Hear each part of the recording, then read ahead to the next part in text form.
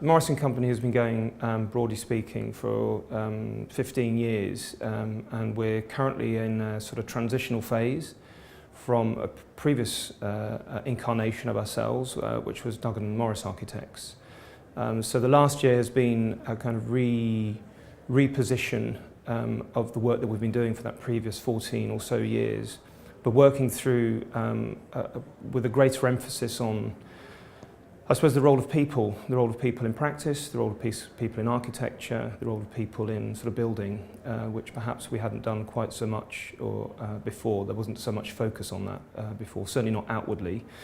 We're a 50-strong practice of people, and we're very much a sort of client-centric, iterative, process-driven, creative output.